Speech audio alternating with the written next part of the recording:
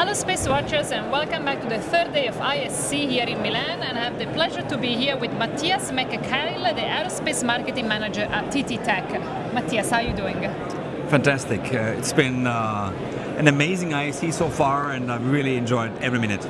So we are here at the Austrian set in front of TTTech, and I think you have been frequenting IAC for a long time, you've been in the space sector for a long time, and you're based in Austria, so I was wondering if you can help us to understand the Austrian perspective on the space sector, how Austria is trying to place itself, how do you perceive the space economy in your country?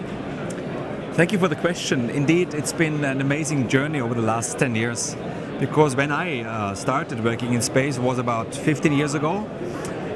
More or less, we had a very few dominant players in the country.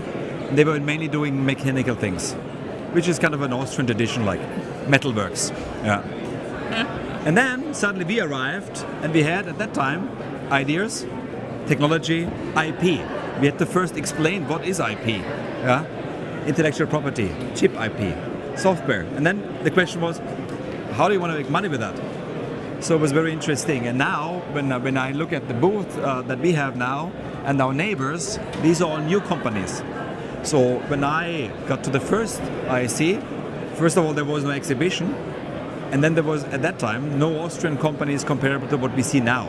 We see a company that started in racing and doing composite tanks of the highest quality.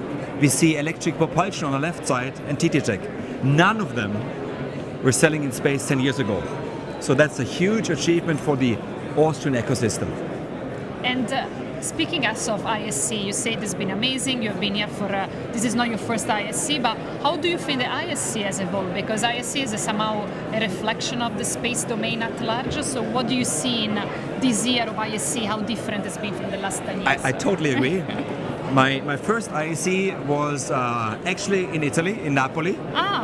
And it was mainly a technical conference. And as I said already, there was not much of an exhibition.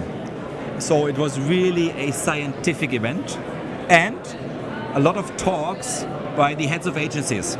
But at that time, it was the whole world. So it was also the Russian and the Chinese agencies. That has changed. Now, the IAC has become certainly much more commercialized, like the whole space world. So we see a lot of new players, like just opposite of us, VAST. And we see also on the political scene that it's more a concentration on, let's say, who wants to collaborate with the existing ecosystem. And yeah, that is definitely a shift that we see. A shift, yes. But on the other hand, there is also the Vostok capsule up there, so we still do acknowledge the achievements of the traditional players. Yeah. Exactly. And as you say, still the first day is still dedicated to the head of agencies. So in a sort of way, IAC tries to maintain the tradition, to the root where they're coming from. By evolving. Exactly. So speaking about evolution, how is TTTech evolved? You're not the same company you were when you first started, I suppose. Absolutely. So now with 25 years of age, we're not a startup anymore. No, definitely. we have overall in the group more than 2,000 employees, and the space business evolved initially out of our aviation business. So one of our early customers was Honeywell, and with Honeywell we moved basically from building networks for aircraft to building networks for spacecraft. And now? And now, of course, we're in the most spectacular space station, which is, you see an image there, the Lunar Gateway, part of the Artemis program of NASA, and we provide the digital backbone for that. So, how do you feel about the success? I guess, because I think you're celebrating an anniversary. Yes, we have the 25th anniversary. Exactly, yes. So we celebrate that. We get birthday cakes and visits by NASA astronauts. But it also feels that the pressure is mounting. Because as I said, yes, you're not a startup with a unique technology anymore, but people are expecting that you're providing reliable COTS equipment. And space business is still hard, regardless of what the investors say.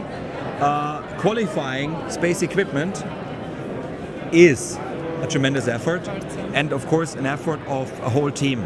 So we have also important suppliers that we work with and integration partners, so it's a challenge. Fantastic. Matthias, then I wish you the best for the next 25 years. Thank you. Welcome to the adulthood of space Yes. company. Let's see for the next one. Thank you so much, and this is it for today's SpaceWatch Out.